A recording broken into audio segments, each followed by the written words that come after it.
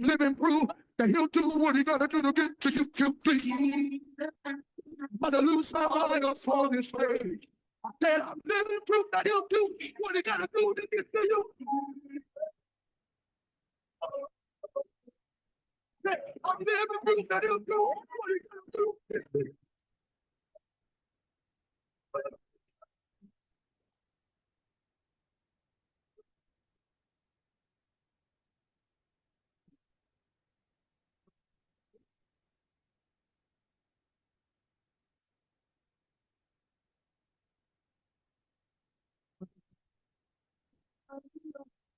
Oh, wait for the one.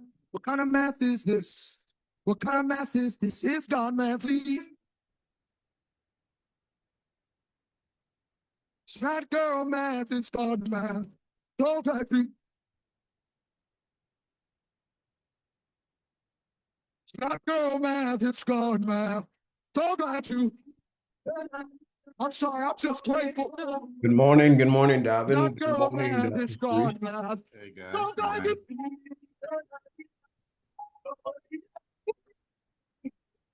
Good morning. How are you? So mic check. Hey buddy, morning testing. All right, good. I'm hearing you good on my end. So once we get ahead up from Dr. Sharice. Yeah, she said be good to go. Okay. Last time, I'm so glad you. I'll send that Facebook link to you as well. Eh? So Okay. glad you.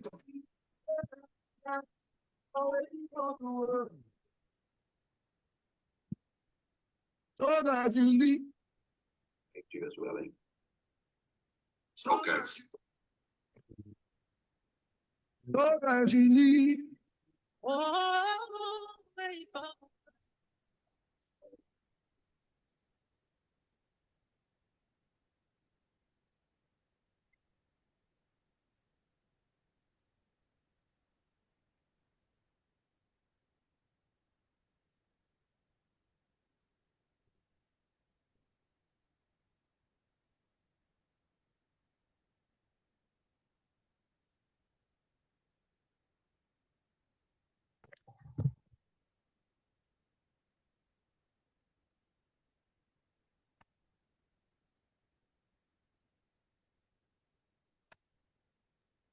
It look like every house does have big cups, right? For motivation, education, and inspiration.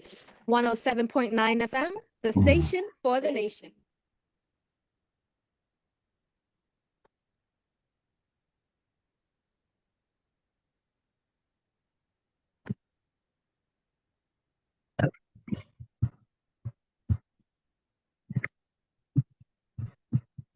Good morning, everybody. Thank you so much for turning us on, tuning in. A beautiful, beautiful Thursday morning. Yep, and we're still live. Inspiring, encouraging, uplifting you all day through 24/7. This is what we do. Morning break coming to a close. Swinging it into the Zoom room, and we're bringing in morning grace from break to grace. Well, what it says. Road from break to grace. Lord have mercy. Good morning, gentlemen. How y'all doing this morning? Fantastic. I hope you got the revelation out of that, Doc. I wonder what you pick up. Let me see how deep you are. You're the one who does share the stories, you know. Go over it again from break to grace, right? I would probably say it like this: everybody needs a grace break. Yeah, you like that. Everybody needs a place where they could come up and breathe again, you know, and start over again. And so his mercies are new every day. Have you been? I've been. Thank God we're good. Did you get my singing yesterday? I sent it to you. I'm so glad I didn't even take the time. I was traveling. You kind of saw me on national radio, man. I thought you listened. After I listened to yesterday, I know what you are for. No, sir. But if I got left, no, sir. But if you keep trying, you'll be all right. Listen, I did catch the wave yesterday, though. After those persons sang, I rode that same tsunami that they left. Yeah. And so ask me to do that again, ain't nothing happening. So yeah. Thanks a lot. Thanks a lot. We have the professor in the house today. Good morning, sir. Morning, morning, everybody. You. What hat are you wearing today? The daddy, the nation builder, the businessman. I am wearing the hat of the managing principal and partner at Russell and Associates today. Well, we appreciate that, man, and we thank you. Thank you so much. Have a great day, Doc. We will touch base with you in a few minutes during our 9:30 break.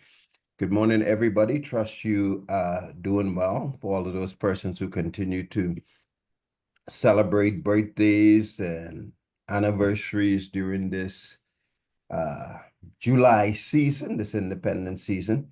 So we want to send a shout out to our neighbor, Dr. Sharice. I have this neighbor right across the road, Miss Rule, and I just passed her house during Independence. You saw me with all of those different colors, right? So I passed her shop during Independence, and the minute I passed her shop, she said, "Neighbor, what you got? What you have for Independence?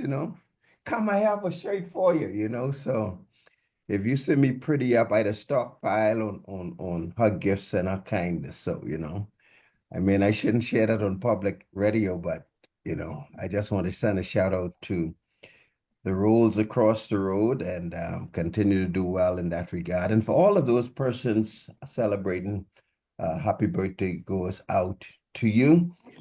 I'll also take this time to send a shout out who is taking a summer break himself, Reverend Felton Roll and the team down there at number 51 Alexander Boulevard, of course, Pentecostal Baptist Church. And so, hey, summer is coming, or the September is coming, and they're going to kick it back in gear with what they do from a service perspective, including the sewing lessons and other stuff for the community. And wow. So in the meantime, everybody continue to enjoy the holiday and this season of reset, this season of renewal. My brother Russell, good morning, sir. How are you again? How was your holiday? I am fantastic. I don't have bad holidays ever. You were inland? I was inland. I don't travel. Many, many years ago, I decided to stop traveling around holidays because I'm one of those people that I just don't like the hectic nature of airports and hotels. I like to have my time to spend with whomever I'm with, or if I'm solo. So I try to travel outside of holiday windows. So the Lord has blessed me so that I don't have to be subject to waiting for getting time off. I can take time off when I feel like taking time off. So yeah, you don't have to give away our age. We do have little no, gray yeah, beard, yeah, right? But when you yeah. start throwing Satan age, crowd and stuff do matter, right? That's premature aging. You see, I don't know, but that's premature.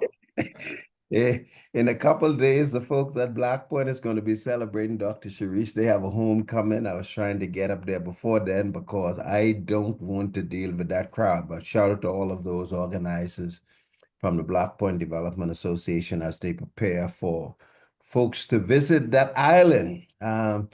So Doc, where are we going to go today? We just celebrated independence. I couldn't help but note the theme of the independence, Together We Rise. I think that is consistent with what we have sought to convey as a nation some 50 plus years ago in the context of Commonwealth and forward and upward and onward together. But many would say, particularly as we listen to the news and the social media space, that either we have lost that sense of nation building or it has got muddied or clouded by so many things that are going on within the public space. And so we wouldn't necessarily talk about those things, but we do hope against that backdrop that our conversation this morning can reignite that sense of collaboration, that sense of oneness, that sense of commonwealth, that sense of a village raising a child, but not only a child, a village raising all of us to fulfill our maximum potential. So your take on the nation within the context of togetherness or commonwealth or collaboration. Well, there's a great African proverb, Brother Glenn, that says, if you want to go fast, go alone. But if you want to go far, you go together. And I think that that's fitting for our conversation today. One of the things that, you know, we've grown up with all of these sayings, talking about Black crab syndrome and how we pull each other down, and we're not as collaborative as we want to be or ought to be. And I think we have an opportunity during this season and dispensation that we live in to change the paradigm. If we just follow a few tips and strategies, I think that would be helpful for people when it comes to their finances. If they collaborate more, they will see some significant benefits from that. Yeah, and you are being deliberate. This is Professor Darvin Russell. He said he's wearing his Russell and Associates hat. Sir, we were being deliberate in terms of having the conversation for the past few weeks.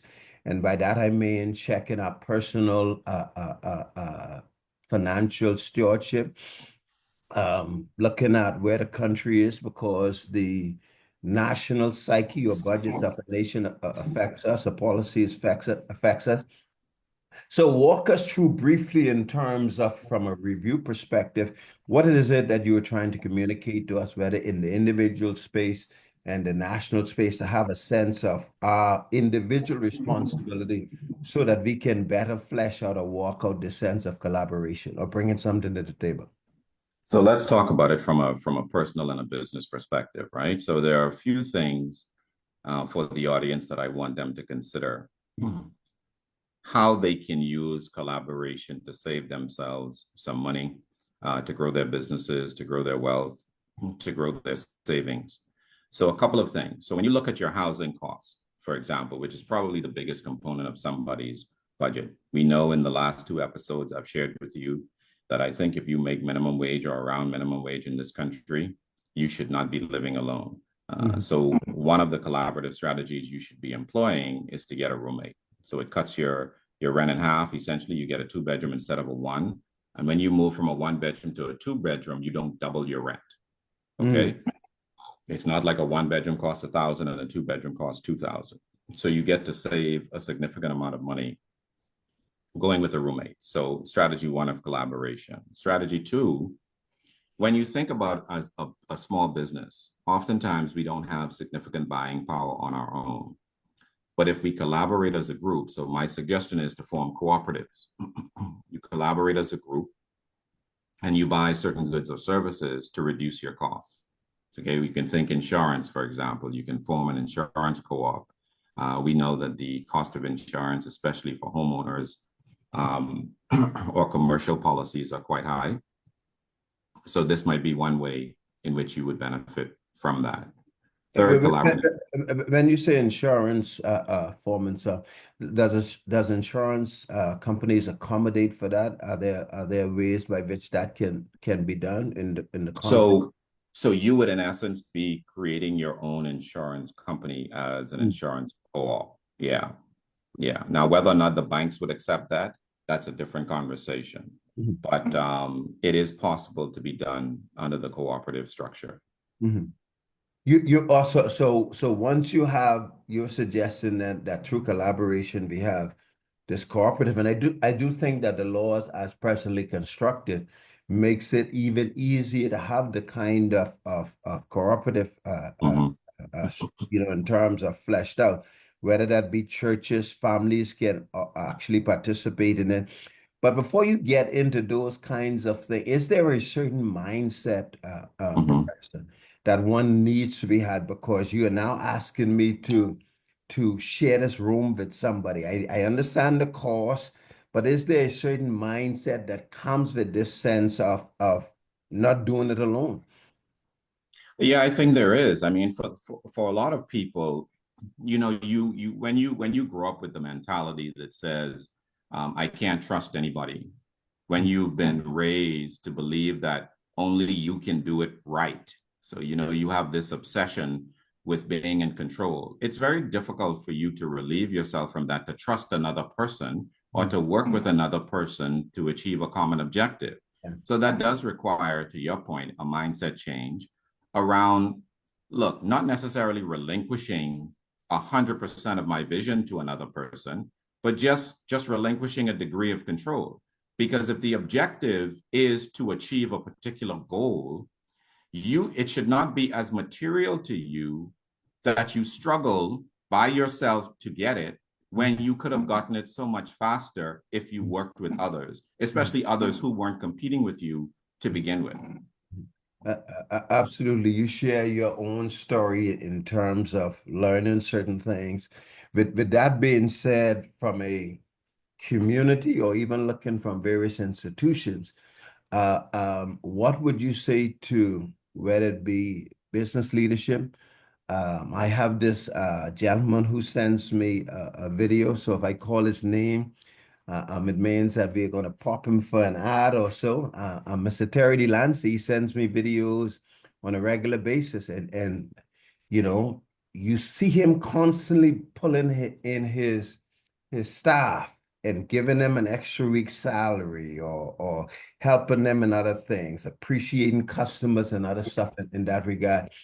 What does that say within the context either of collaborating or getting others involved or even lessening this idea of I'm in it alone and I need a village to help me get to where it needs to get? You know, great leaders like Mr. Delancey understand the principle. I think the phrase is "good leaders eat last." And when you recognize that your team is your greatest asset, it actually, as altruistic as it may seem, it's actually good business to also do that. It's the same, you know, not to deviate too much, but all of the ideas around the DEI initiatives that are being dismantled in the United States, as though being diverse is a bad thing. It's actually a good thing for business. As the world gets more Black and brown, it's important for us to be inclusive of all cultures, so that you actually benefit economically from your collaboration. Excluding people, even in politics. You know, in politics, it's a numbers game. It only matters if you grow your base. It only matters if you grow the number of people who are interested in supporting your objective.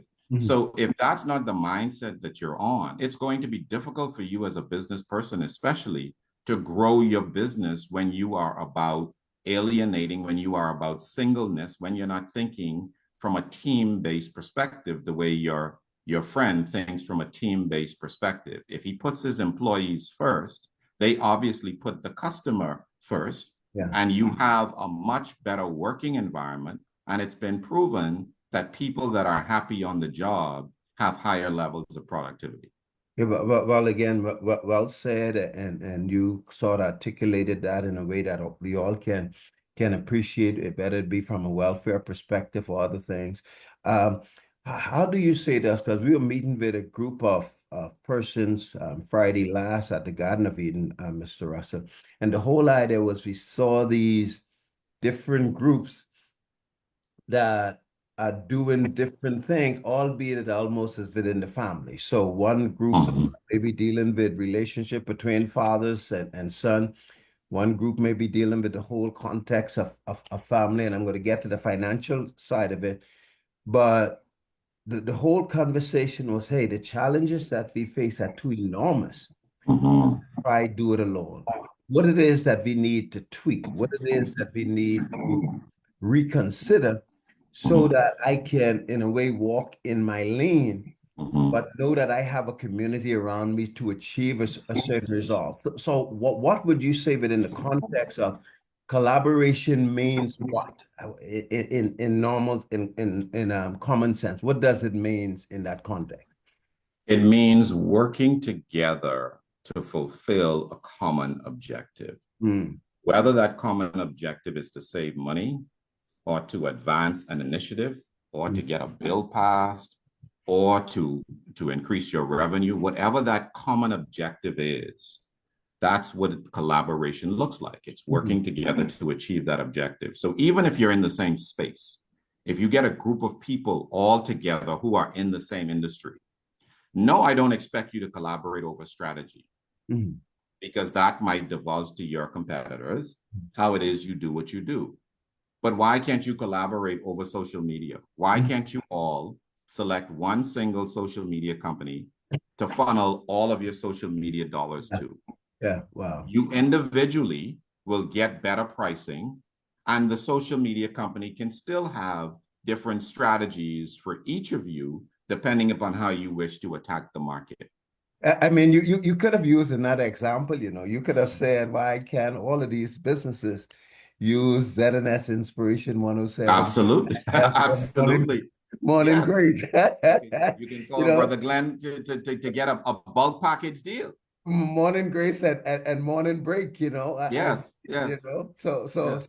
that's a good idea, man. Absolutely. Maybe somebody is listening out there to say, hey, let's make this count. We do have significant amount of listeners from Dr. Sharice wakes us up early in the morning to the 9, 10 a.m. hour and all the Inspiration Network. But your point is that there is benefit, that there is financial gain, there is significant things to be had within the context of collaboration. Where are we within that context, though? Even though we celebrated independence, we almost have this sense of when I say it's almost as if we became independent. Is there a relationship between independent and interdependent for this sense of collaboration to be realized? Here's how I would answer that question. I think when you come from a history where you may have dabbled in interdependence, you may have tried to work with somebody else and you got burned. It makes you a lot more gun shy, more reticent to go ahead and do it again. When that is your posture, you tend to operate from a position of fear rather than a position of faith. Wow. And that's not a good position for you to be in. It's not a healthy position for you to be in. As much as I've gotten burned in business, while some days are difficult to still be hopeful about people, you find another customer that restores your faith in humanity and the integrity of business people, the integrity of individuals. So you have to step out there, because oftentimes your greatest blessing lies with that greatest challenge that you have ahead of you.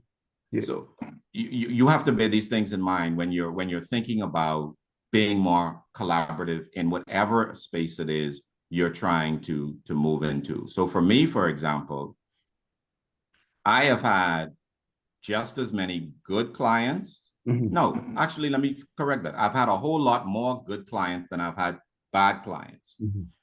But imagine if I had stopped, closed my business after a series of bad clients. Let's say that you had 2 or 3 in a row and you decide that this is not for me.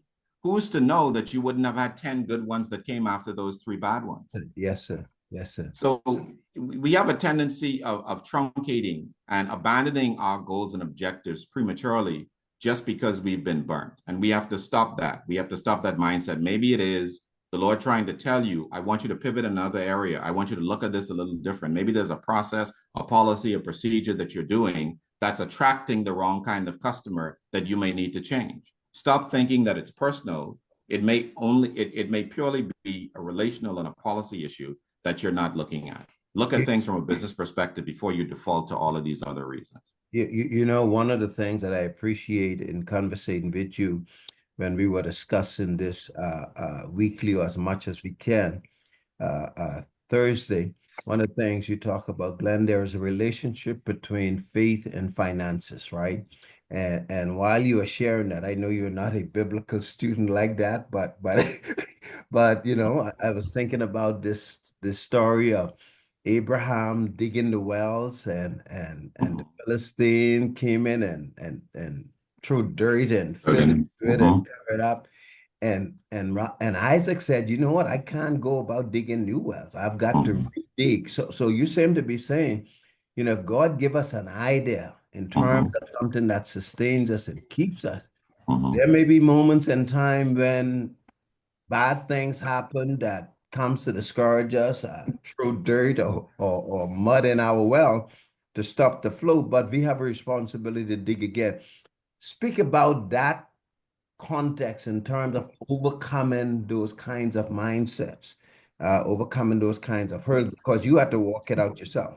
I definitely had, and I have a great story just that illustrates that. So as you know, I own a pest control company here in the Bahamas. Mm. And when I started that business, that particular business, I can be truthful and transparent on your platform, Mm. because that's what we're talking about today. I struggled for the first few months, Mhm. and you could not tell me that God didn't give that business to me, place that in my heart to do.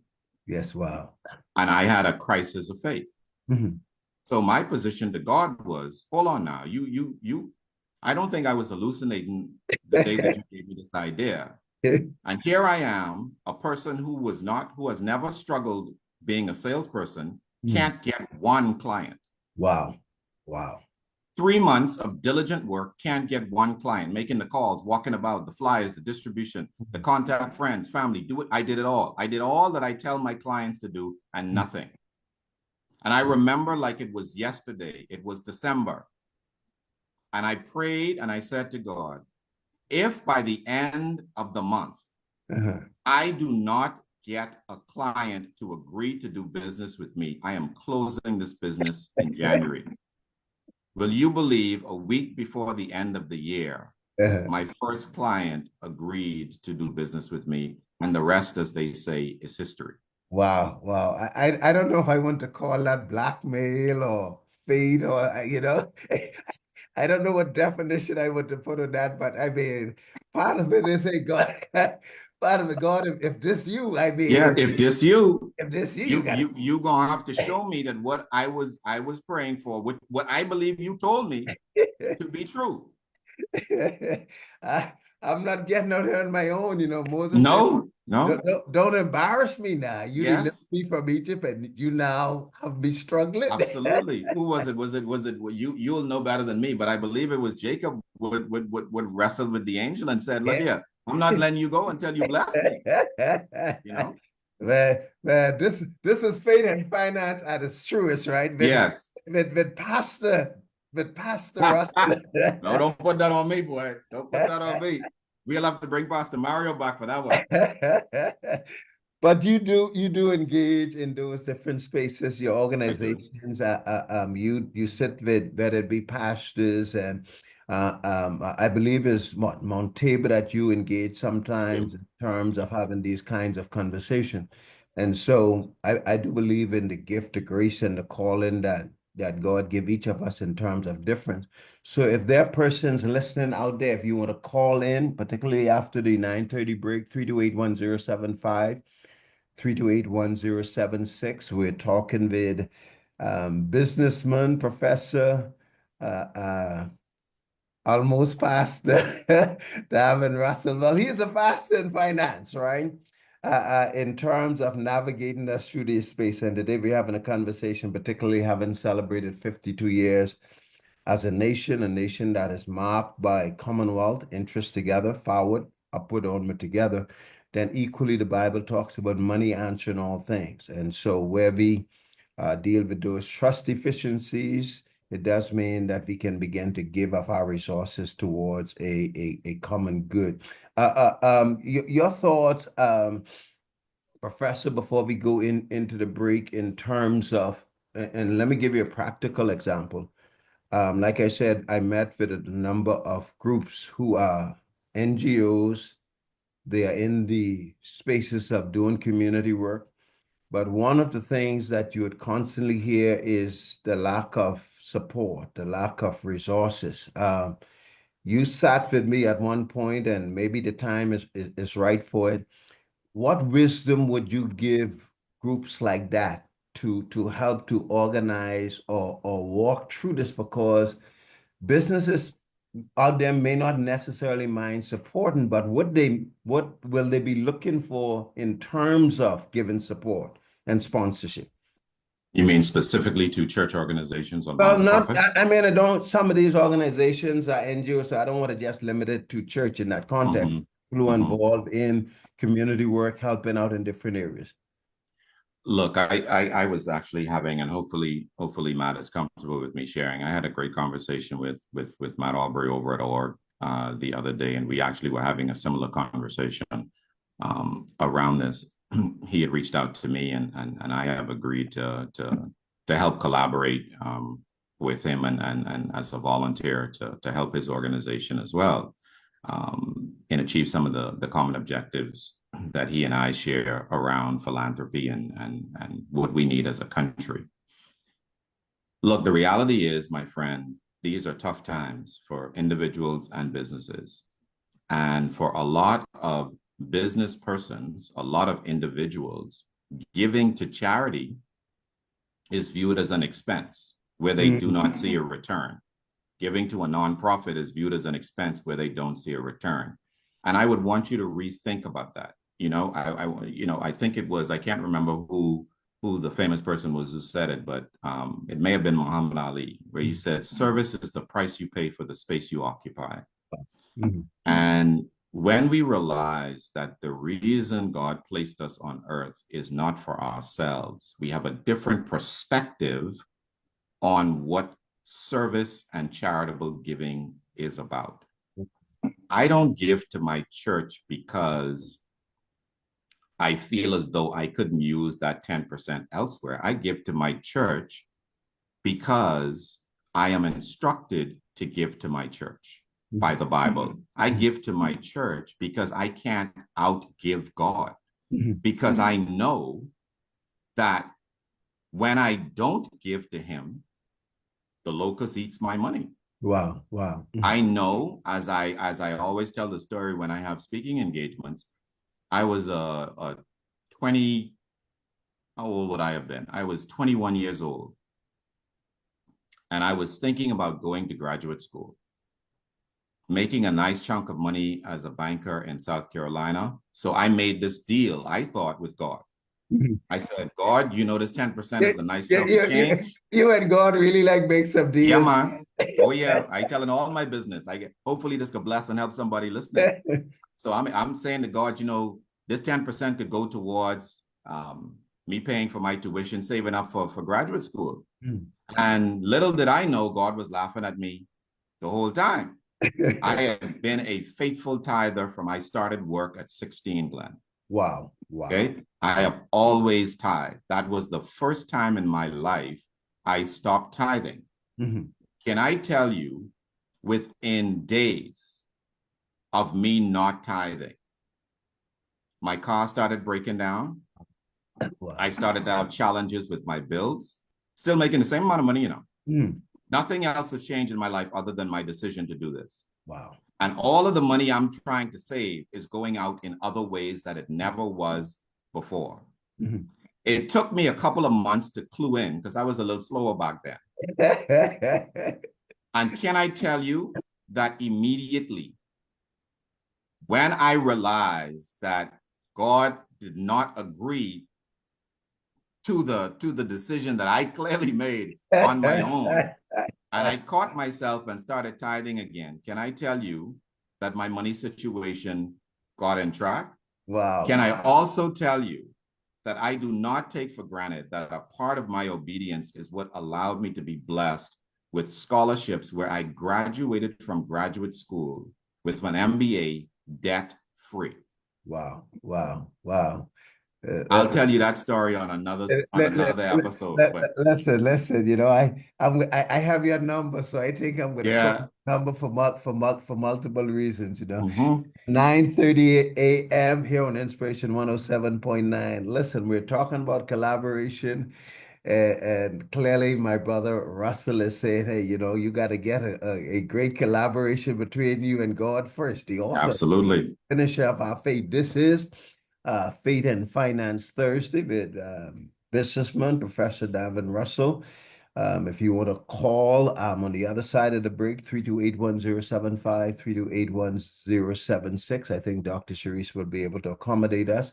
You could share your own story in terms of finance. I shouldn't say almost. I did have a similar story, Professor Russell. I end up taking my money and spend it on a battery, only to realize after I had spent the money on the battery that all it was, the cable was dirty. So I'm not ashamed, you know. I'm not ashamed. So, man, folks, to be the same man, you got to create a amen. Believe you me, giving is a part of the process. And so we're talking all things finance and collaboration and Commonwealth here as we continue to sojourn as a nation. This is Inspiration 107.9 FM. We're going to take a break, and when we come back, Professor is going to take us through some of those steps. How do we make it practical? What do we have to do to get a sense of who do we collaborate with? All of those good stuff he's going to take us through. This is Inspiration 107.9.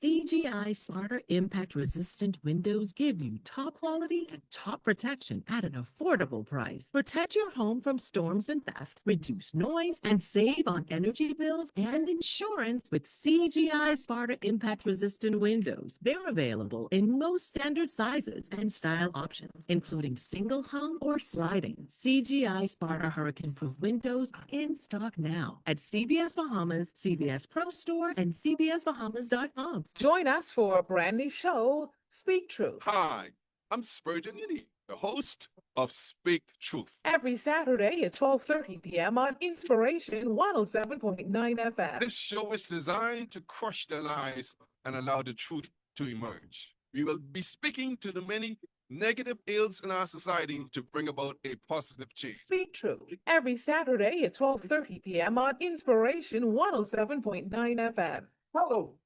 Are you ready for a good old-fashioned church parade?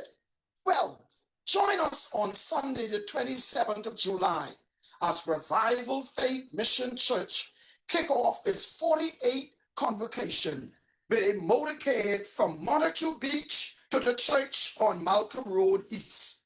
You are invited to celebrate God's miraculous work in this ministry over the past 48 years.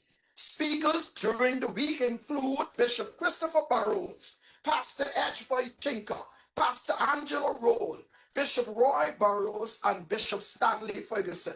The convention will end on Friday with an ordination ceremony. That's Revival Faith Mission Motorcade, Sunday, the 27th of July at Montague Beach. Praise Break 2025 is coming. Nassau, get ready for an experience like none other. Humble John Entertainment presents Praise Break 2025 featuring Kevin Dowswell. Nassau, Bahamas. It's your boy Kevin Downswell. I'm coming. I can't wait to see you for Praise Break 2025. Bree Babadoo, Shara J, John A. Gibson, Thea Johnson, Eman, Jeanette Hepburn, Nikisha Barr, DJ Gotza, and the Queen of Gospel, Pastor Shirley Caesar. Hello, Nassau, Bahamas. I'm Pastor Shirley Caesar, and I'm so excited. Live in concert, Saturday, August 9th at the Amphitheater at the Nassau Cruise Port. Tickets are now on sale and online at ticketjunkies.com. VIP is $100 for platinum seating, tables, and sky lounges. Call 816-2173. Praise Break 2025, featuring the Queen of Gospel, Pastor Shirley Caesar. You don't want to miss it. Hello, I am Pastor Lester Thurston, a proud spiritual partner of the Carmichael Urban Renewal Team. I am graciously calling on all spiritual leaders to unite in a powerful mission of community transformation. Together, with faith as our foundation, we can uplift lives, strengthen families, and build safer, more harmonious neighborhoods. I encourage every spiritual leader to step forward and join us in this divine initiative, as together we can achieve the betterment of our district and inspire lasting change for generations to come. Let us lead with purpose, compassion, and unwavering faith, because united we are unstoppable. Hello, I am Vernon Stubbs, Police Corporal, 2147 of the Royal Bahamas Police Force. This public service announcement has been brought to you by the Carmichael Urban Renewal in conjunction with the Broadcasting Corporation of the Bahamas. For motivation, it's 107.9 FM, the station for the nation.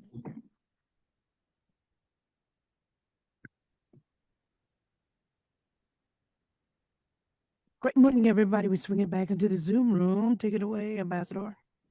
Good morning. Good morning again. Inspiration 107.9. Thank you so much, Dr. Cerise. We are having conversation with Darvin Russell from Russell's and Associates. He's wearing that hat this morning. We're discussing all things collaboration.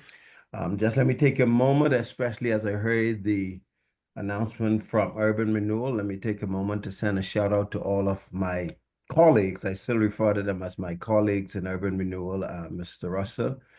I'm still a policeman. They're still a policeman, you know. So let me send a shout out to Shanique Ford down there in Marathon constituency. Urban Renewal is undergoing their summer program. I think this Friday they wrap up. And so again, this is a part of a collaborative effort. The community can get support and help with what they're doing with the kids. Mr. Adderley, they're in the Fox Hill area. McCuz, ASP Adderley, shout out to you, sir, and your team at the Urban Renewal, which you're doing there in Fox Hill as well.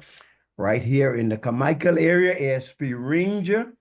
I see them around the park, Dr. Cerise, and they're doing their summer program as well. And I believe our friend in Nassau Village, Anastasia Ferguson, they are doing what they have to do down in the Nassau Village to help create an environment of support for the children, particularly as the summer, and all of those churches, ministries that are involved in summer outreach. I also want to take a minute to encourage as many of us who can. This is a fire relief concert on behalf of the Dorsets, and that will be tomorrow, 7 p.m. there at the St. John's College. That's, of course, is the St. Agnes Church lending support to somebody who would have gone through, the family that would have gone through fire challenges. And so as many as we can, please remember that there are others out there who are serving, and the extent to which we can help will go a long way in helping to create the kind of Bahamas that our forebears envisioned. Forward, upward, onward together, a nation of Commonwealth, a nation of collaborators. So Professor, take us through this step by step. I know you began before we went into some other conversation, but take us from where we are to where we need to get in terms of making this idea of collaboration, of networking, of pooling resources. To churches, for an example, are already built in community to allow those things to happen. I don't necessarily, well, let me put it this way, lodges are organization that these things happen as well. Credit unions, of which I'm a part of, these things happen. Unions are built in community. So it's same as if we have a number of communities that are naturally built in. The question is in terms of can we intertwine or see financing as a significant layer to bring about even greater results within the context of these various communities? I think we're going to have to get radical sometimes with some of our strategies if we want to see financial relief. Sometimes it requires us to think outside of the box to solve some of these problems. So maybe for nonprofits, for example, you got to think about shared spaces as opposed to having an office to yourself. You may need multiple charities operating out of one space. I know it would be blasphemous. I'm hearing God true. So I got up thinking the same thing this morning. So Yeah. So here you have to beat me in my head for this. I think sometimes we are attached to the wrong thing. If you're attached to the mission may have nothing to do with your physical place of business, right? So, but that's something you have to do some soul searching about as the leader of that organization, because that's who the people are following. But I'll leave that there. Yeah. So a couple of things that I would suggest collaboratively for the audience's consideration. So one, we talked about prior to the break, the first strategy was to reduce your housing costs, you get a roommate. Second collaborative strategy we talked about was forming a cooperative. So the third one, all of you can do individually, is to form a buyer's club. You can get together with your friends and your family, write a common grocery list, see what it is you buy in your household every week, what they buy. Not all things are going to be in common, but I promise you probably 60% of what you buy is going to be in common. And when it comes to grocery, there's hardly a grocery item that you can't save money on by buying in bulk with other people. Wow. It just really does not exist. So if you eat a dozen eggs, obviously somebody else probably is eating a dozen eggs. The baker in the family is probably using 2 or 3 dozen eggs, and none of you is buying a case of eggs. So if you bought a case of eggs, your individual dozen egg probably drops by 20-30%. Wow.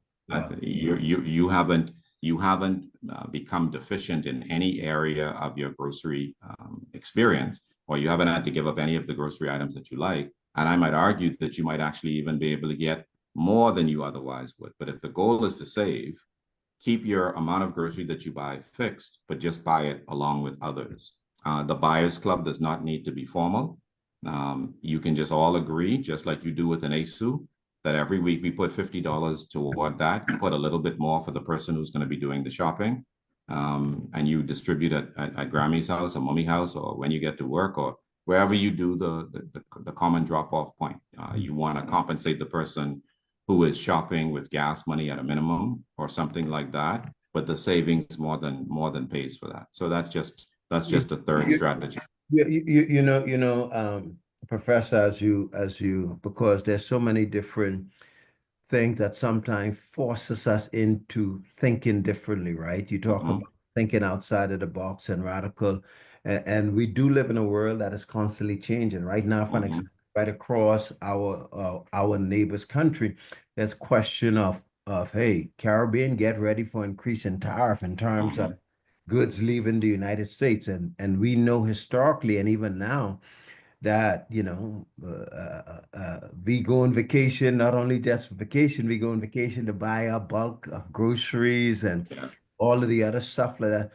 How important it is for us to think about these kinds of changes, not necessarily as bad, but hey, how do we maximize what is happening outside of our control so that we can really sort of align ourselves with the kind of things that you're presenting? Not that they don't exist, but maybe the time that has really come for us to really reconsider how we buy, given the extra 10 or 12% tariff that is coming down as a result of shifting policies.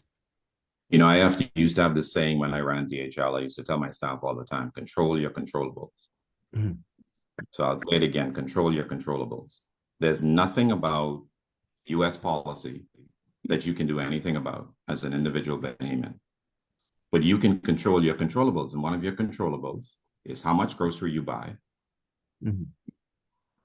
how often you buy it, and whether or not you collaborate with other people to purchase them. All of those things can help you mitigate the effects of any policy that the US employs. Choosing to go and buy it from another country or another source, switching brands, all of those things are within your control. US export policy on tariffs or taxes, you do not control. So don't obsess over it. Don't spend an ounce of your energy time thinking about it other than how you mitigate the effects of that tariff on your personal or business's budget. And like I said, there are ways for you to mitigate those, if not to eliminate them entirely. This kind of shock to the system, whether it be the global system, whether it be our national system, whether it be your individual household system, can be jarring, but it doesn't have to be debilitating. There are strategies that we have already talked about today that can help you navigate that successfully. Yeah, the other areas, if you want to chime into those in terms of the shopping power, are there other areas that persons listening in terms of help them to reshift their thinking, their paradigm, their mindset in terms of making this collaboration work? Because as you mentioned, sometimes these things can have various kinds of experiences, but it don't mean you don't go after it again. So walk us through as much as you can in the context of seeing the end before we begin, if I could use those terms, in terms of seeing these things through in your mind, in conversations, so that when you do make the decision, you can make it from a place that may be better than just rushing into it. So if you begin with the end in mind, is the phrase that I use. So let's take something rather innocuous. Let's say your education, knowledge about a particular subject. Women always like to do brunch. You know, they always want to get together for some reason or the other, right? Why not have that be a more productive session than just chatting? Okay. Why not say we all want to be educated about business and finance? Let every member of the group read a different book. Write down what the key lessons are you learned from that book, and you share it with the group. I don't have to read that book. You have condensed that book for me in one page, and that one page I can study. I'm a busy mom, you're a busy mom, I'm a busy professional, you're a busy professional. But I think we all can read one book, maybe not all read 7 books. So that would improve your knowledge in a subject area where you can go and implement some of the strategies that you now have learned that are added to your arsenal for you to be better at whatever area of your life you're seeking to improve. I gave you that one for free, brother. Listen, I'm about to tell the folks that I am the beneficiary of that, you know, because when I want to learn some things, I say, you know, my brother Ross, yeah, let's see if we could have some tea or coffee or something, yes. right? That's exactly what our Starbucks sessions are about. And I pick your head, a little bit gray on your hair as a result of me picking your head to say, you know, let me throw certain scenarios out. And you leave it a greater sense of knowledge beyond just yourself within that hour space or something of that nature. How do we get back to, because I do believe from a nation building point of view that we have strayed away, so to speak, from this idea of community, and you seem to be almost in every instance showing the strength of community, the strength of coming together. What do you say to let's say family members? Because sometimes families are hard nuts to crack, if I could use that term, you know. And sometimes you want to give up and saying, hey, let's do this together. You see the wisdom in it. You see the opportunities that can coexist simply even from shopping. What do you say to us, family or churches or other communities, that say, hey, guys, you know, don't let's delay what may be more advantageous to us. Let's overcome whatever hurdles, mindset, thinking, so that we can ultimately be successful with a common mission. This is a very real example and such a great question in the context of how we actually live and the experiences we have as Bahamians. When you look, for example, at the generational property challenge that we're having, when you look, for example, at Mummy died, Grammy died, she left one piece of property and has 12 grandchildren, and everybody's fighting over the little piece of property that you have. Wow. These are very real issues, and these situations get bogged down for years and years in legal fights or delays working with the attorneys to deal with probate matters. All of these real issues, Brother Glenn, are just because we refuse. We are obsessed with this thing that says, I need to have it at 100%. Wow. And I always tell people 100% of a dollar is still a dollar. Wow. But 1% of 1,000 is $10. Stop thinking about you needing to possess the whole and think about the goal.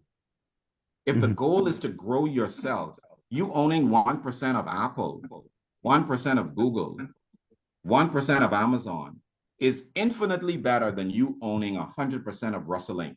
Wow. Yes, sir. Yes, sir. So if you and your family members, and I don't have this personal problem, so I struggle really with families who are going through this firestorm because it causes so much angst and stress. I am grateful every day to God for the amazing parents and siblings that I have. We collaborate routinely on business ventures. Wow. Because there is no strife. Everybody has a role to play in my family, a different role, a different skill set that we bring to the table to achieve an objective. But I really have a hard time when I hear my friends tell me about the fight that they're having with their sister, with their brother, over things that are so solvable.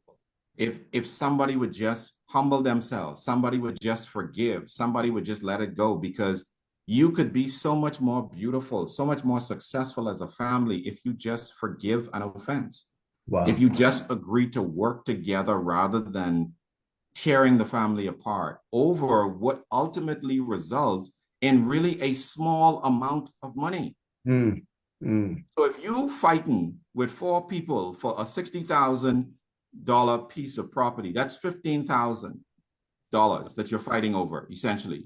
You're probably going to pay the lawyer $15,000 to resolve that issue when you all could have kept that together and just done one project and split the resources, the profit, 5 ways.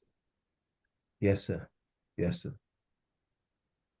I mean, I don't know what to say to that, because both in terms of experiences, you get to hear these stories every day, as you mentioned.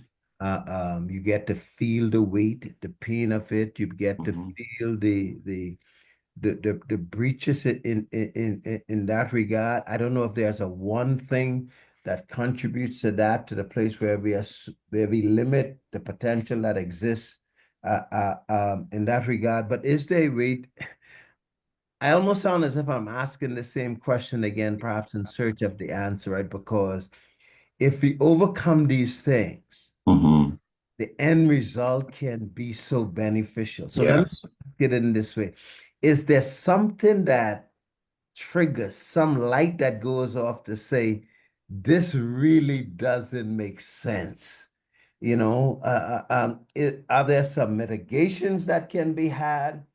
Is there some intervention that the church can have? You know, do we need to create greater means by which we resolve these conflicts so that we can get to that point that you mentioned in terms of reaping the benefit of collaboration? Or is it a national disease? We see it in our politics. We see it in our church divide. We see it, all of these things, to the place where we become, where we believe this is the way life was meant to be. I don't want to end it in that way, but that's the reality that we face to get to this place of meaningful collaboration. So the only secret to me is maturity. Wow. You have to get sick and tired of being sick and tired. Wow. There is nothing another person is going to do to convince you to be mature. Now, obviously, there are legal things you can do. You go to court, let the court decide. If your brother or your sister is not catching sense, I mean, and you are comfortable going the legal route, that may be what you have to do. Some of these problems are so intractable that they require an independent arbiter to decide upon them. For those other things, grow up.